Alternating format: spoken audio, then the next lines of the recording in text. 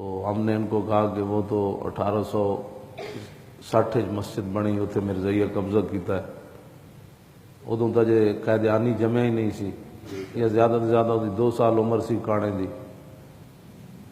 تو وہاں پھر آگے حکومت نے کہا جی وہ تو ہو سکتا ہے جس نے مسجد بنائی ہو وہ خود قیدیانی ہو گیا ہو۔ تو ہم نے ان کو کہا کہ مسلمان کافر بھی ہو جائے نا تو وہ اپنے بچے کی وراثت نہیں پا سکتا، تو مسجد کیسے کافروں کے ہاتھ آ سکتی؟ وہ تو سب چیزوں سے محروم ہو جاتا ہے، اس کو تو حق ہی نہیں رہتا، اس کو تو اسلامی حکومت ہو تو صرف 3 دن زندہ رہنے کی مہلت ہے، چوتھے دن اس کو قتل کر دیا جاتا ہے، جو مرتد ہو اسلام کو چھوڑ کر چلا جائے، تو اس کو تو 3 دن زندہ رہنے کی بھی اجازت نہیں ہوتی، وہ مسجد کیسے لے کر جا سکتا ہے؟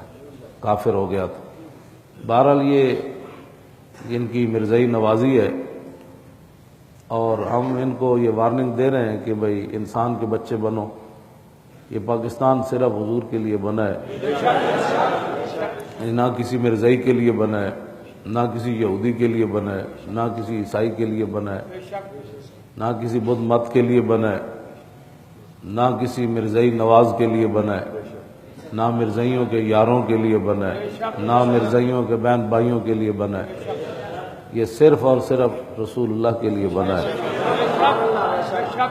اس واسطے انسان کے بچے بنو، اور اگر اتنا ہی تمہیں پیار ہے مرزائیوں سے تو اپنے گھروں میں ان کو بساؤ، اپنے محلات میں ان کو جگہ دو، اور بہت ہی اگر تمہیں پیار ہے تو اپنے رشتے بھی ان سے کرو، ہمیں کوئی کسی سے بات نہیں ہے۔ ہمارے نزدیک مرزائی پیر میر علی شاہ کے کتے کے پیشاب کے برابر بھی نہیں ہے۔ ہاں جی، جس نے رسول اللہ کو خاتم النبیین نہیں مانا اس کو تو کتا کہنا بھی کتے کی توہین ہے۔ ہاں، اس کائنات میں کوئی ایسی چیز نہیں، حضور نے خود فرمایا جو یہ نہ جانتی ہو کہ میں اللہ کا رسول ہوں۔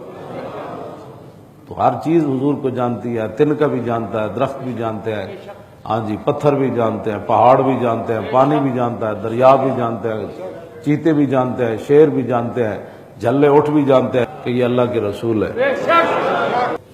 یہ بات جو ہے وہ ساری کان کھول کر سن لیں، صحابہ جس راہ سے گزرے وہ گرد و غبار بھی پوری امت سے افضل ہے، تو انہوں نے ختم نبوت کی خاطر تو سب کو جھونک دیا۔ اتنا بڑا جانی نقصان صحابہ کا کبھی بھی نہیں ہوا جو ختم نبوت کی خاطر ہوا، ہاں اتنا بڑا، اور اتنے بڑے صحابہ زخمی بھی کبھی نہیں ہوئے۔ جب حضرت ام عمارہ واپس پہنچی نا مدینہ منورہ تو آپ کے پوتے حضرت عباد نے پوچھا کہ دادی جان وہاں کیا منظر تھا جنگ یمامہ میں؟ تو آپ نے فرمایا پوتے کیا پوچھتے ہو، انصار مہاجرین سارے خیموں میں زخمی پڑے تھے، اور صرف چند صحابہ خالد بن ولید کے پیچھے نماز با جماعت پڑھتے تھے، باقی سارے خیموں میں زخمی اشارے سے کوئی نمازیں پڑھ رہے تھے۔ تو اب کوئی وہاں سلامت چند بندے بالکل قلیل سے خالد بن ولید کے پیچھے نماز پڑھ رہے، جو شہید ہوئے تو وہ تو 1200، جو زخمی ہوئے ان کی تعداد اتنی ہزاروں تھی۔ تو صرف حضور کی ختم، ان کو پتہ تھا کہ اگر اس مسئلے میں معمولی سی کوئی بات آج ہو گئی تو پھر قیامت تک امت کیا کرے گی۔ اس واسطے حکومت بھی سن لے، ایجنسیاں بھی سن لے، جیڑا کوئی کائنات ہاں جیڑے تسی تے بیٹھتے ہو نا تے تواڈے دلاں وچ حضور دی محبت دے بجائے مرزائیاں دے بارے کسی دا کروڑواں حصہ بھی نرم گوشہ گزر جائے، کروڑواں نہیں ارباں حصہ بھی اس دے کونے چ بات گزر جائے کہ مولانا ایک گل بڑی سخت کی تھی، وہ کافر ہو جانا بھائی۔ اس لیے کہ نہیں یہ بے شک نہ بھی کرے، شرعی مسئلہ ہے، ہاں یہ شرعی مسئلہ ہے، اس لیے کہ اس نے پھر حضور کو خاتم النبیین نہیں مانا۔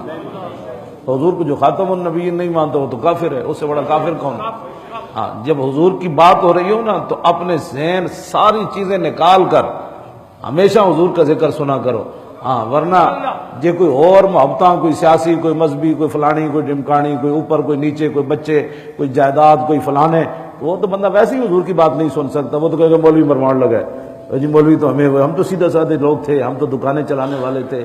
یہ پتہ لگ جانا ہے آج کچھ انسان دے بچے بنو، یہ پتہ لگ جانا ہے دکانوں تھے کام آنا ہے یا حضور کام آنا ہے، ہاں پتراں کام آنا ہے یا رشتہ داراں یا محلے داراں، آج لے ان کی پناہ، یہ ساریاں گند چھڈو تے صرف حضور نال سارے گند وچوں کڈ کے تے حضور نال پیار کرو۔ سبحان اللہ۔ ہاں جدوں حضور دی گل آوے انہاں کہے جی تے گل ہی کوئی نہیں، ہاں جی تے گل ہی کوئی نہیں جی، اگے دی گل کرو بادشاہ، اجی گل کرو۔ ہاں تانوں نہ کوئی زخم لگے اسلام دی خاطر، نہ تساں اسلام نو تھم دتیا۔ ہاں بالکل کسی نے بھی نہیں، اسلام اپنی پاور نال کھڑیا۔